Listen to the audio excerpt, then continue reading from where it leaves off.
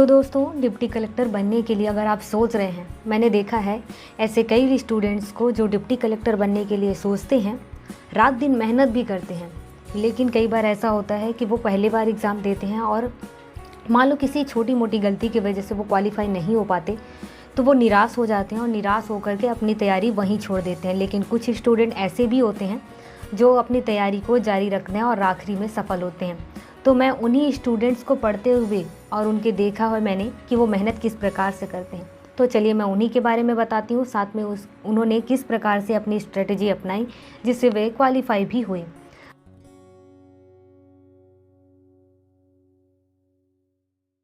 तो दोस्तों, सबसे पहले मैं बता दूं कि अगर आप 12th की पढ़ाई पूरी कर चुके हैं तो उसके बाद डिप्टी कलेक्टर बनने के लिए आपको ग्रेजुएशन की बहुत ज़रूरत पड़ेगी, क्योंकि ग्रेजुएशन इसमें कंपलसरी है। आप चाहे किसी भी स्ट्रीम से, मतलब कि आप कोई भी सब्जेक्ट से अपना ग्रेजुएशन पूरा करें, लेकिन ग्रेजुएशन होना ज़रूरी है।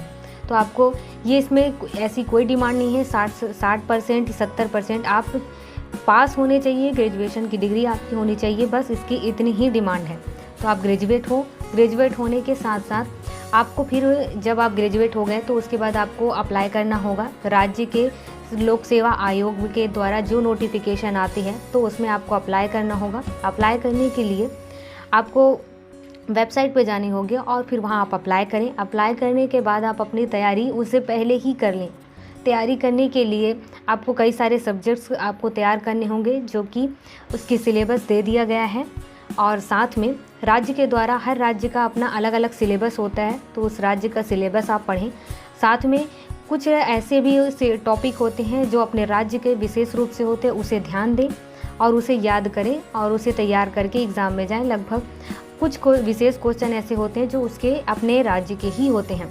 अब इसके बाद बात करूं तो राज्य के बाद जो एग्ज़ाम आप देंगे, तो एग्ज़ाम के लिए जो स्टेज हैं वह स्टेज ऐसे हैं कि सबसे पहले आपको प्री एग्ज़ाम देना होगा, उसके बाद जाकर के आपको मेंस का एग्ज़ाम और उसके बाद है इंटरव्यू।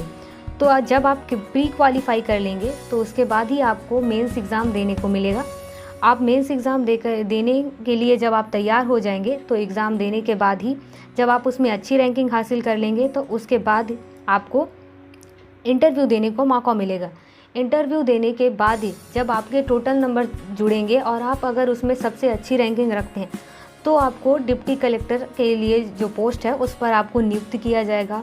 उसके लिए आपको फिर ट्रेनिंग भी होगी। ट्रेनिंग के दौरान आप कई सारी चीज़ों को सीखेंगे भी।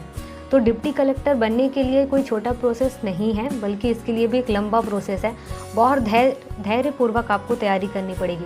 सबसे पहले आपको स्टूडेंट लाइफ से ही अपने आप को इसकी चीज़ के लिए विचार करना होगा कि आपको क्या बनना है। बनने के साथ आपने अगर सोच लिया कि डिप्टी कलेक्टर बनना है, तो वहीं से आपको हर अपने सब्जेक्ट के लिए उसकी तैयारी करनी होगी, और तैयारी करने के साथ एग्ज़ाम के प्रिपरेशन वहीं से चालू कर देना है, ताकि आप एग्ज़ाम में पहले ही अटैम्प्ट में क्वालिफाई कर पाएँ।